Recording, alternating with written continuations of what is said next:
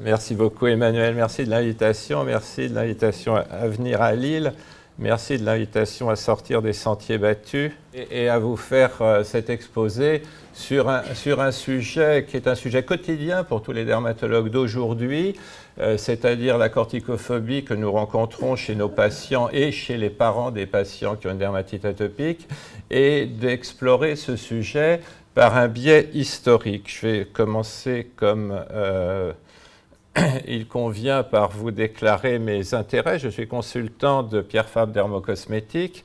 Donc vous savez qu'il y a eu une grande révolution en dermatologie, c'est l'apparition de la corticothérapie locale. Et c'est assez difficile d'imaginer comment on pourrait actuellement soigner nos patients, notamment nos patients qui ont un eczéma, sans la corticothérapie locale. Comme vous voyez ici, c'est un article de Sulzberger, un des plus grands dermatologues du XXe siècle, et Witten, 1952.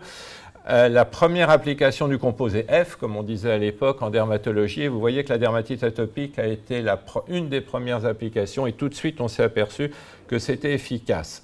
Et malgré cela, plus de 60 ans après, nous observons tous les jours à l'hôpital, dans nos cabinets, que beaucoup de patients, de petits patients, ne sont pas très bien soignés et profitent mal de cette révolution.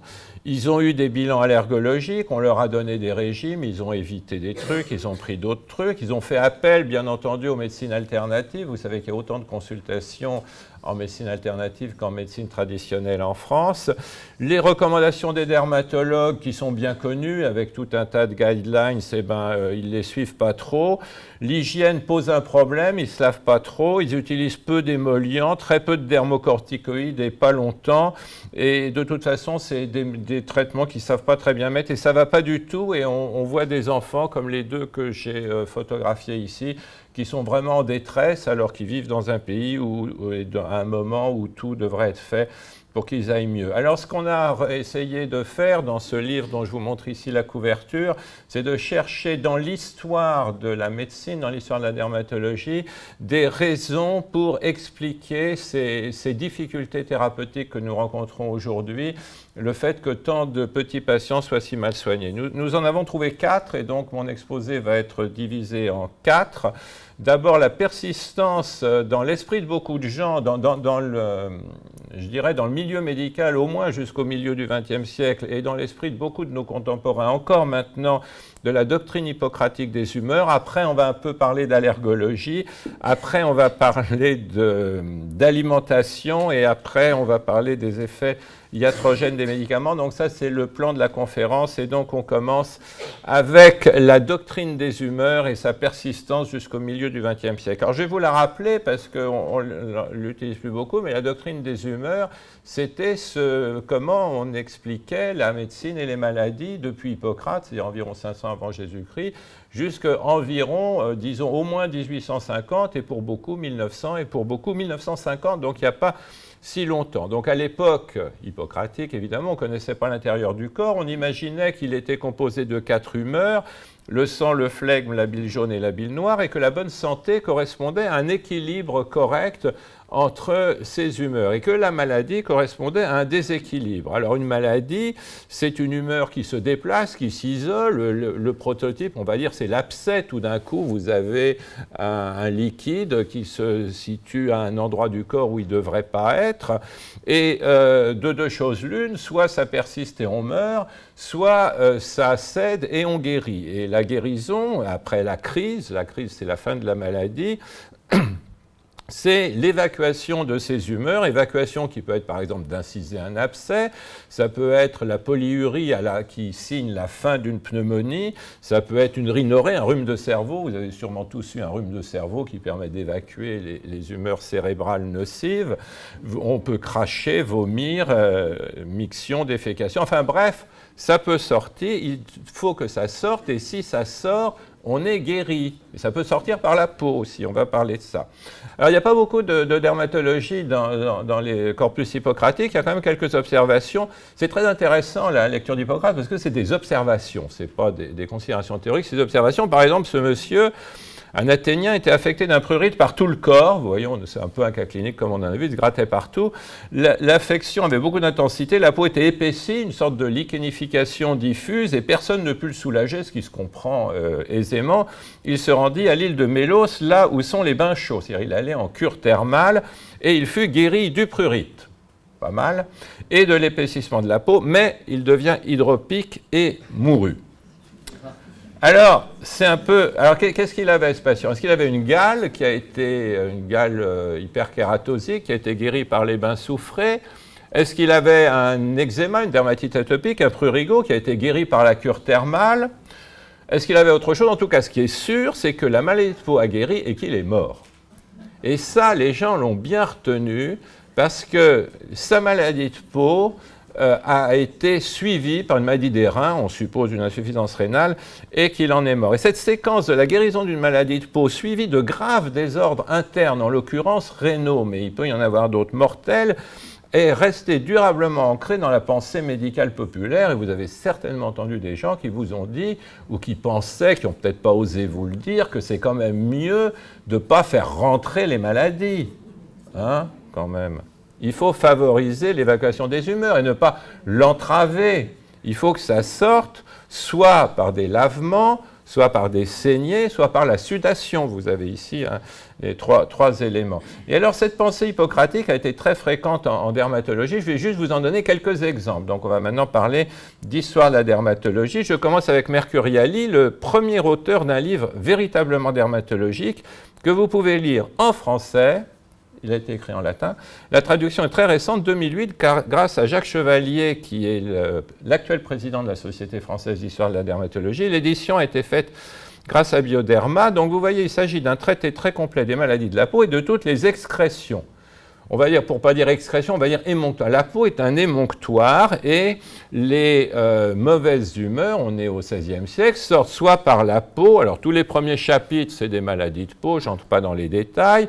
Et puis les chapitres suivants, c'est des maladies des urines, qui est l'autre façon d'éliminer, des maladies des selles, qui est encore une façon d'éliminer. Donc en gros, vous voyez que la peau figure comme une façon d'éliminer les humeurs communaux, ce qui n'a pas empêché d'ailleurs Mercuriali de faire des descriptions, mais enfin on décrit un émonctoire, on décrit les maladies de peau un peu comme on décrirait les maladies des urines, si vous voulez. C'est un petit peu la même idée. Cette idée restait très fréquente, par exemple chez Alibert, qui lui était un vrai clinicien de la peau.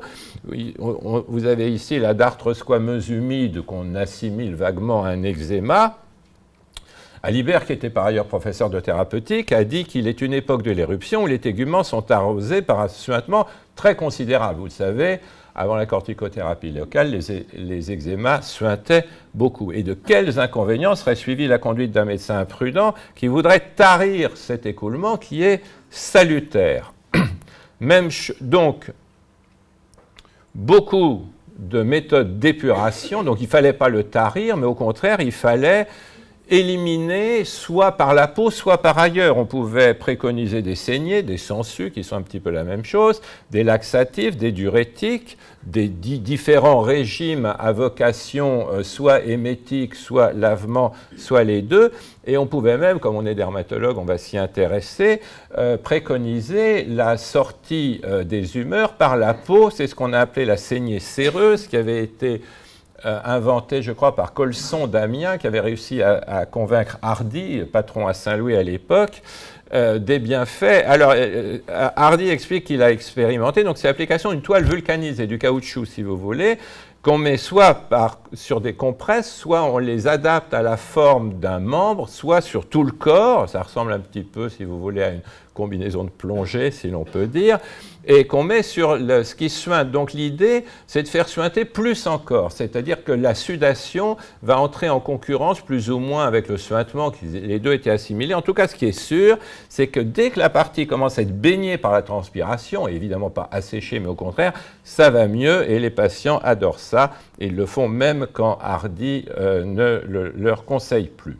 Plus tard, à la fin du XIXe siècle, Gaucher, qui était le successeur de Fournier, professeur de dermatologie à l'époque où il n'y en avait que 2 en France, un à Paris et un à Lyon, croit, comme le vulgaire, comme tout le monde, qu'il est souvent dangereux de guérir l'eczéma, surtout chez les enfants. Et il le croit scientifiquement, il ne le croit pas comme tout le monde comme ça, parce que son opinion s'appuie sur les faits. La dermatose est une sauvegarde. Si on la fait disparaître, c'est l'élimination bénéfique qu'on fait disparaître, et la matière toxique s'accumule. Et quand la matière toxique s'accumule dans les organes internes, ça détermine des accidents plus ou moins graves. Donc, je vous ai cité, Hippocrate avait déjà repéré une insuffisance rénale ou un syndrome néphrotique, mais Gaucher a vu aussi des cancers viscéraux succéder à la guérison de l'eczéma. C'est pour ça l'imputabilité, ce que je vous disais tout à l'heure, il faut quand même être prudent. Alors, 1939, on s'approche, Gougerot était partisan de la théorie des alternances. Alternance, c'est l'alternance eczéma-asthme, vous voyez, que beaucoup de gens continuent de considérer comme une réalité.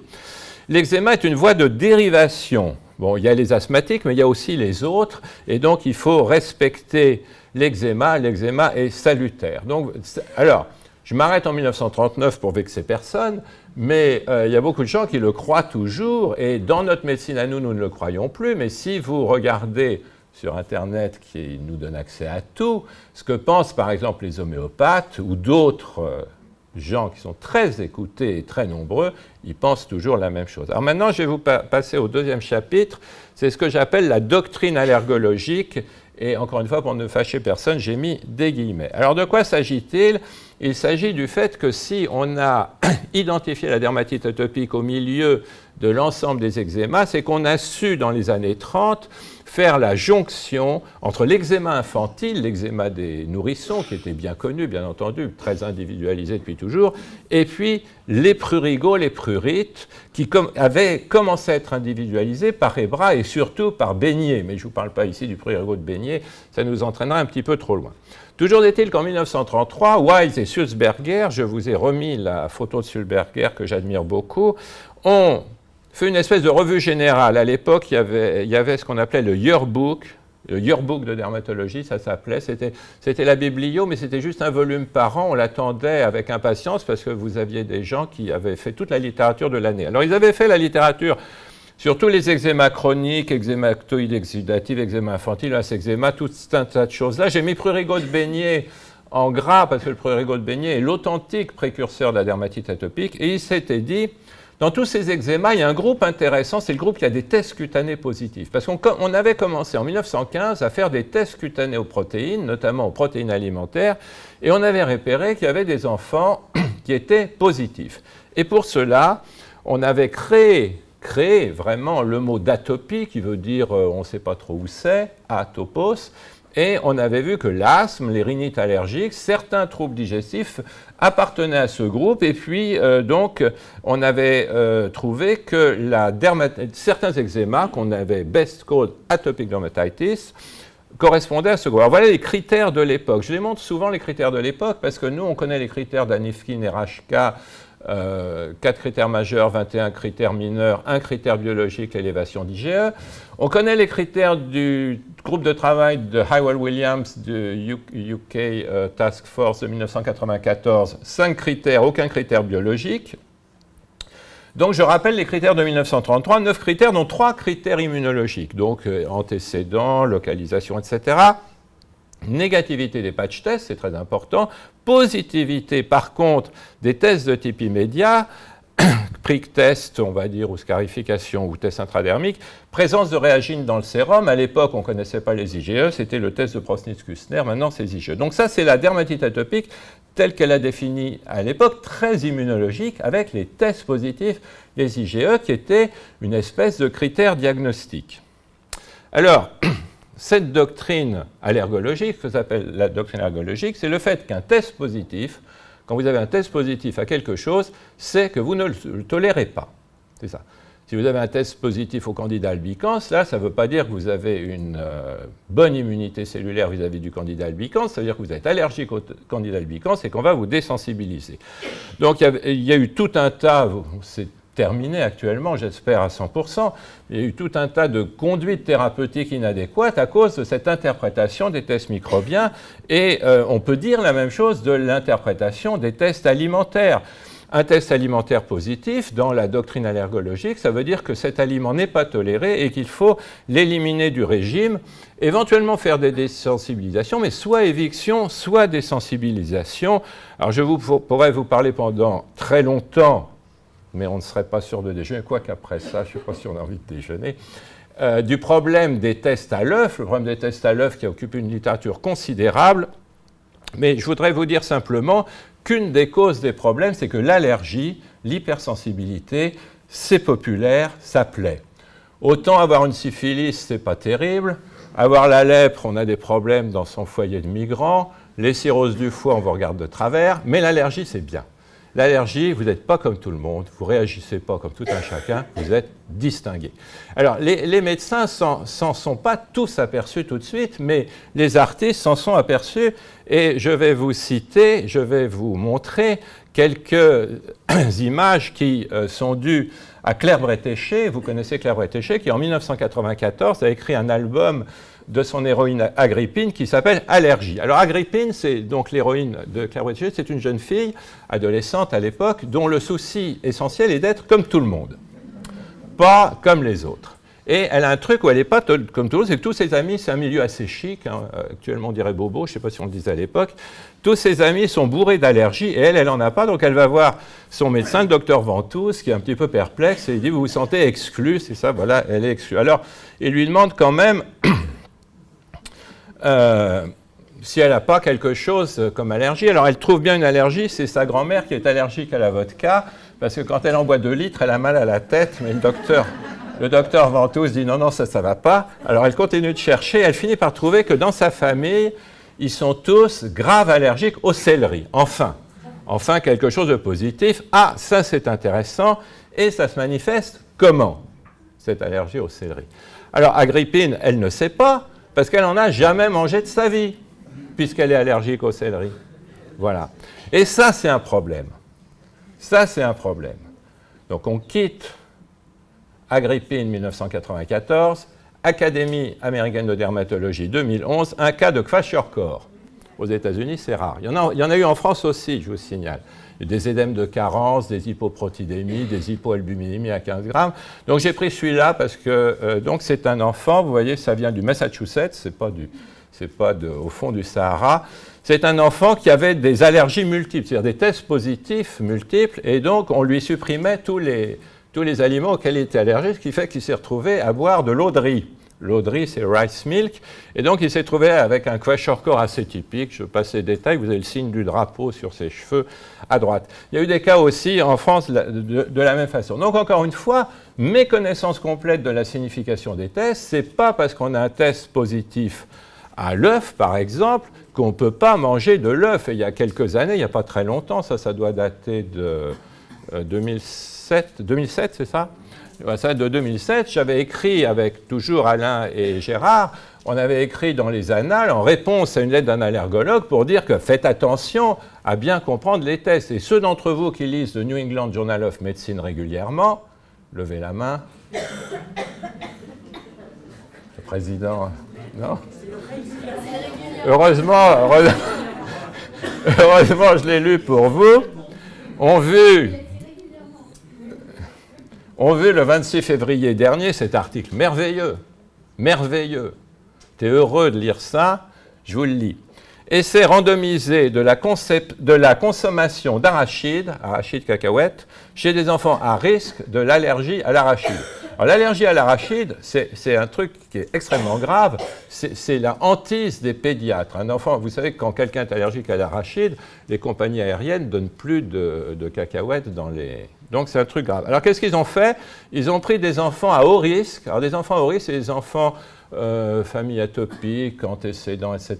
Et même test positif à un prick test positif à l'arachide. Et ils les ont séparés en 2 randomized trial. Un qui consommait de l'arachide tout petit, hein, ils avaient quelques mois, et un chez qui on avait l'attitude habituelle d'éviction de l'arachide, évidemment, puisqu'ils sont à haut risque. Alors voilà le résultat. Je ne vous ai pas mis tout l'article, je vous ai juste mis ça. Alors, à gauche, c'est SPT, c'est Skin Prick Test. À gauche, c'est ceux qui ont... Voilà, à gauche, c'est ceux qui avaient un test négatif. Au milieu, c'est ceux qui avaient un test positif.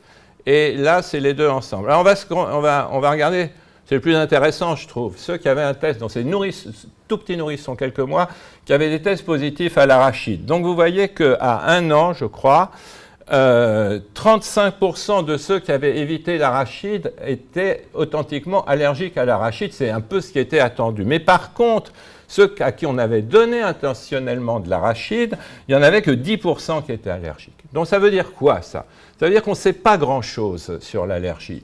On ne sait rien sur les tolérances à faible dose, sur les tolérances à forte dose, sur la différence de sensibilisation entre la voie épicutanée, on en parle beaucoup en dermatite atopique, la voie digestive, la voie parentérale. Mais ce qui est sûr, je crois, et cet article que je vous invite à relire,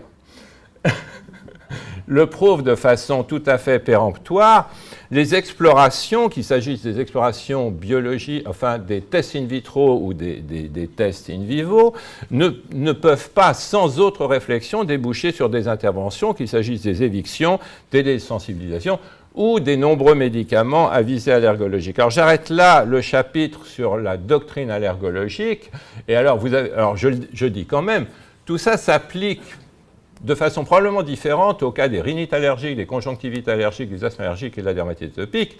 Mais pour la dermatite atopique, qui est notre sujet d'aujourd'hui, il est absolument clair qu'il n'y a absolument aucune indication à faire des tests, quels qu'ils soient. Et beaucoup de nos collègues en font. Vous savez, moi j'ai un ami qui est professeur de pédiatrie tout à fait éminent, donc il voit des enfants qui ont une dermatite atopique, je lui change le lait, puis si ça ne marche pas, je te l'envoie.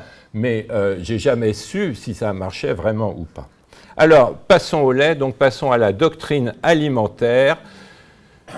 La dermatite atopique n'est pas vraiment une maladie de peau pour les pédiatres. Pendant très très longtemps, c'était une maladie digestive, donc ça se soignait par la digestion pour beaucoup de parents. Je crois, il y a une enquête aux États-Unis, je crois, pour savoir auprès des parents d'enfants qui avaient une dermatite atopique ce qu'ils en pensaient.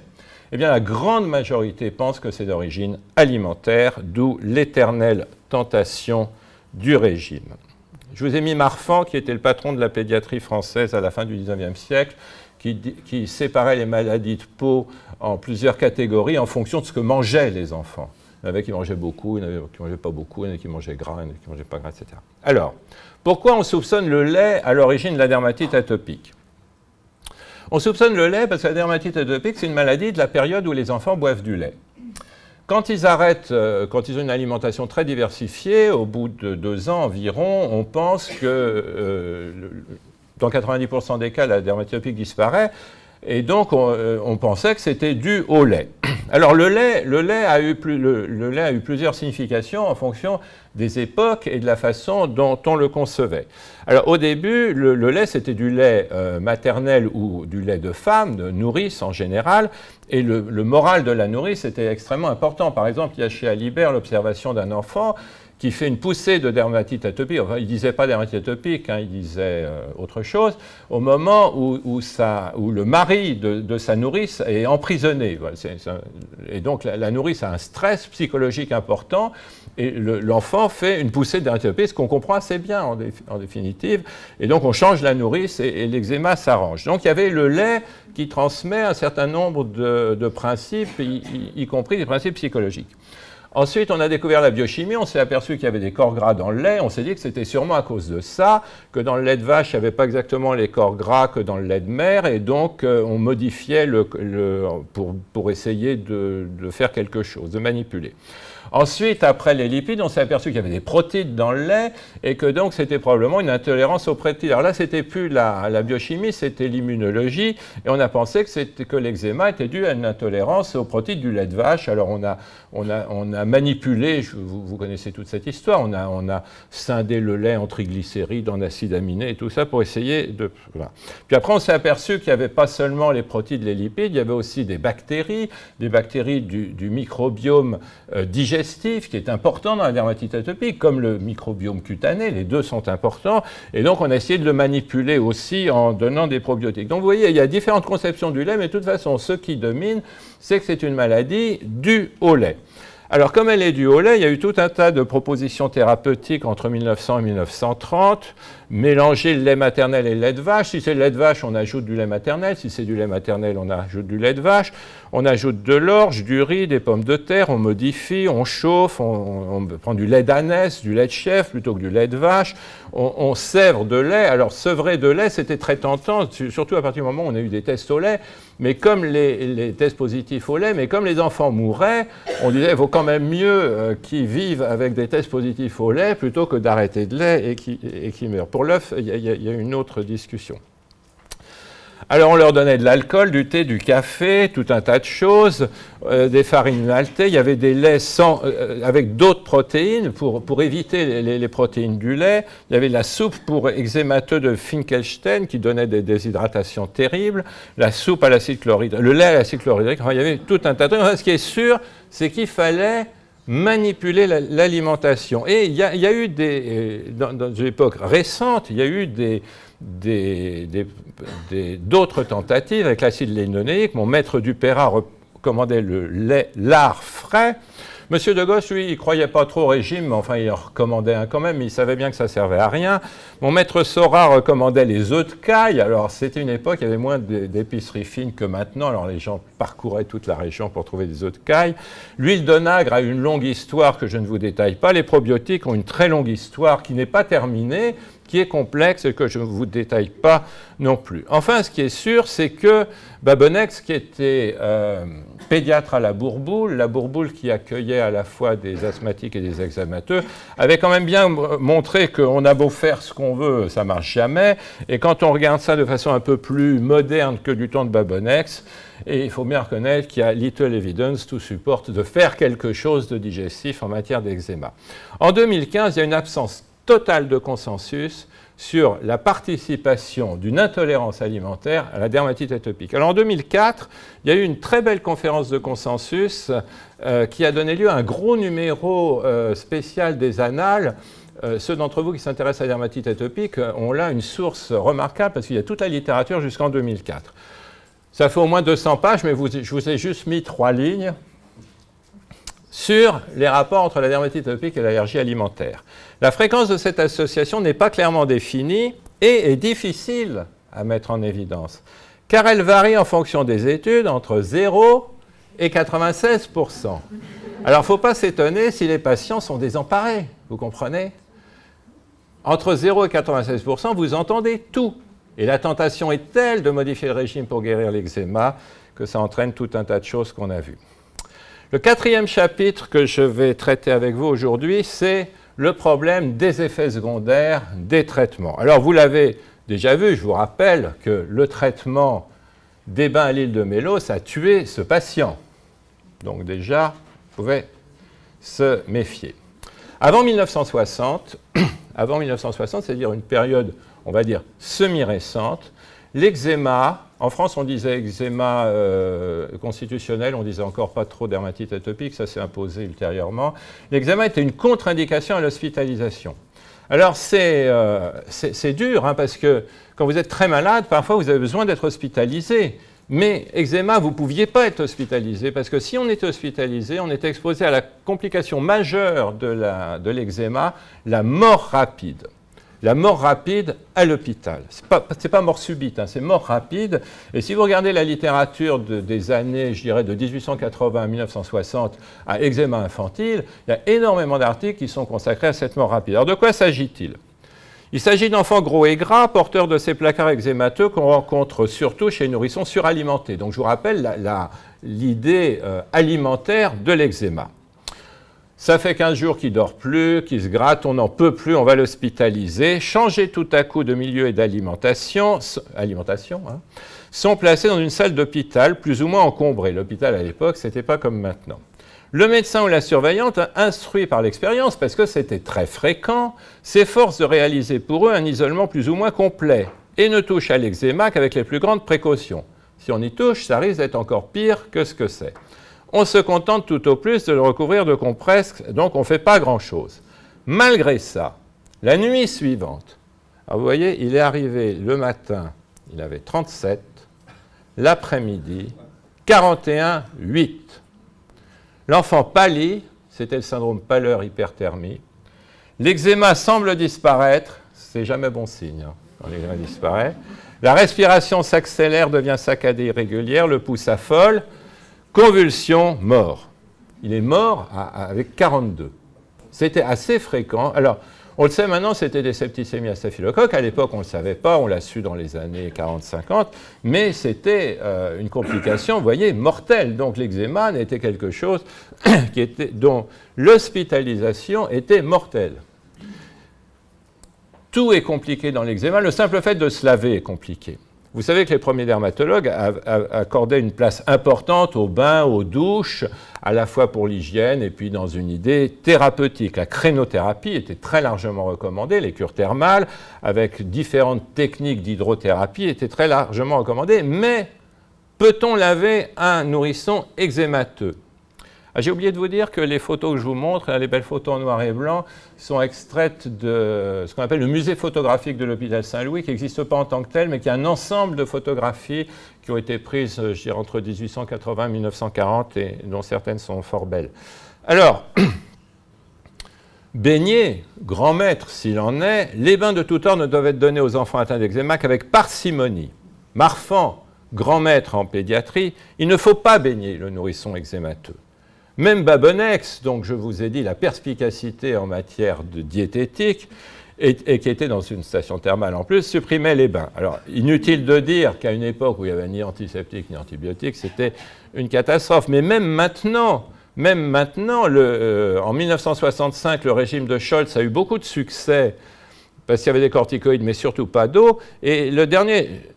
Il y en a des plus récents, mais je me suis dit, je ne vais pas exagérer. Je vous ai mis un article de 2008. Alors, 2008, Clinical Assessment by Atopic Dermatitis Patients of Response to Radio... Alors, c'est un essai clinique pour voir si ça va mieux quand on se lave moins. Vous voyez, en 2008, c'est un essai.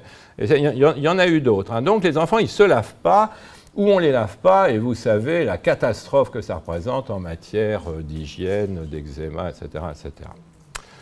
J'en viens maintenant à la dermocorticophobie. Donc, vous voyez, même l'eau, c'est compliqué. Alors, je vous ai dit que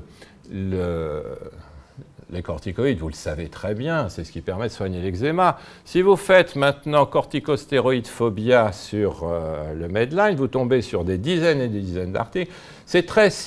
Corticophobie, c'est ciblé. Hein. Ce n'est pas corticoïdes oraux, ni bolus, ni rien. Les gens adorent les bolus. C'est les pommades.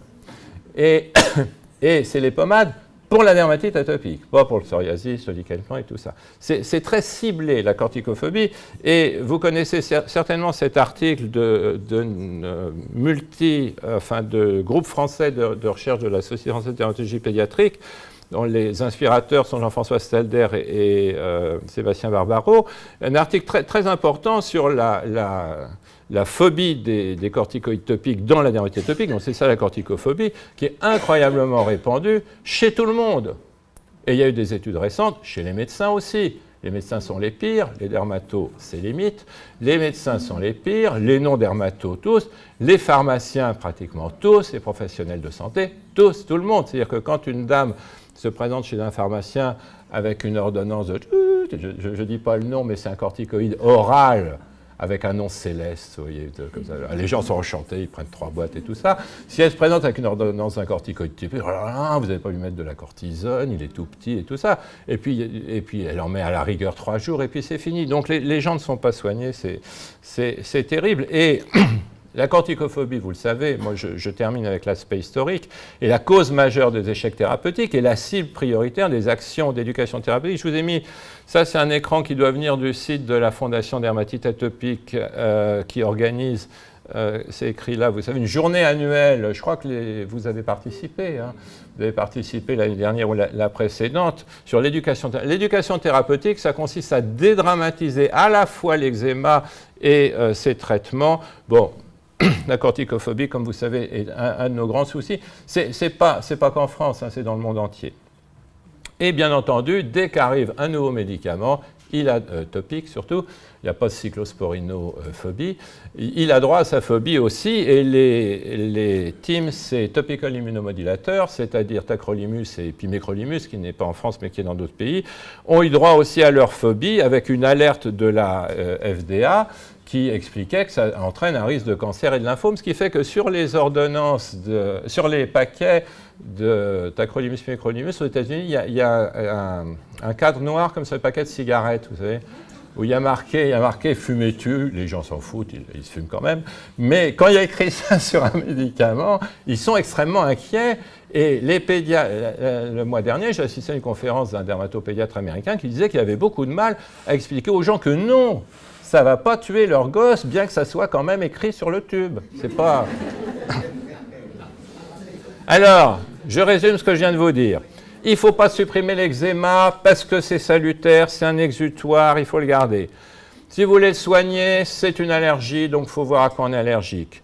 Ou c'est une maladie digestive, donc il faut voir ce qui ne va pas dans l'alimentation. Et de toute façon, essayez pas de le soigner, parce que d'abord, il ne faut pas le faire partir, et puis de toute façon, les médicaments, ils ont tous des effets secondaires. Donc si vous vous soignez avec ça, c'est que vous êtes vraiment un héros. Alors, un peu d'histoire contemporaine, j'ai terminé. En 2006, il est possible que les choses aient commencé à bouger, parce que grâce à cette découverte de généticiens écossais sur l'implication de mutation du gène de la filagrine, qui est une protéine épidermique, dans la dermatite atopique, on a commencé à penser que la dermatite atopique n'est peut-être pas une maladie humorale, peut-être pas une maladie allergique, peut-être pas une maladie psychologique ou neurologique, comme certains l'ont pensé, je ne l'ai pas mis parce que dans l'exposé d'aujourd'hui, peut-être pas une maladie digestive, mais peut-être une maladie de peau et notamment de l'épiderme. Donc je vais rapidement donner des éléments d'espoir. Là, c'est un tableau que j'aime bien montrer parce qu'il est extrait de cet article et il montre que les mutations de la filagrine sont fort rares, y compris chez les atopiques, mais plus fréquentes que chez les sujets normaux.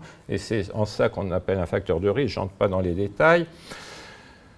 Actuellement, on peut dire que le rôle des anomalies épidermiques dans la pathogénie de la dermatite atopique et des autres maladies atopiques est confirmée avec une participation de la filagrine d'origine génétique ou d'origine acquise, avec la participation du système des protéases et antiprotéases, avec la participation des céramides de la couche cornée et probablement d'autres, mais en tout cas, on admet que tout vient de l'épiderme et ça, c'est bien. Donc, il y a beaucoup de schémas comme celui-ci que vous connaissez. Tout vient de l'épiderme, qui a une anomalie génétique, et à la suite de cette anomalie, il y a une pénétration excessive d'un certain nombre d'éléments pathogènes qui entraîne une sensibilisation TH2 qui est également aggravée par le grattage de cet ongle. Le simple fait de gratter la peau augmente la production de TSLP, qui est une cytokine qui entraîne une différenciation TH2 de l'épiderme. Donc vous voyez, il y a tout un tas de choses qui partent de l'épiderme. C'est ce qu'on appelle la théorie outside-in, c'est-à-dire ça part de l'extérieur. Par rapport à la théorie inside-out, ça vient de l'intérieur, comme par exemple le lait, etc. Alors cette théorie, pas théorie, cette nouvelle conception pathogénique d'une maladie ayant son origine au niveau de la barrière épidermique, a des implications thérapeutiques qui ont été bien expliquées, notamment dans cet article de Peter Elias, qui a vu à juste titre dans ses découvertes une justification de tous les travaux qu'il faisait depuis une vingtaine d'années sur l'importance de l'épiderme à la fois en physiologie et en pathologie. Les implications thérapeutiques, donc, qui doivent nous renforcer dans ce qu'on dit aux patients et à leurs parents, c'est l'importance du traitement émollient quotidien, genre réparation ou maintien d'un bon état fonctionnel de l'épiderme dans tous ses rôles de barrière, et des anti-inflammatoires pour maîtriser les poussées. Donc, pas besoin de test, pas besoin de régime, pas besoin de saigner, pas besoin de tout ça. Je vous remercie pour votre attention.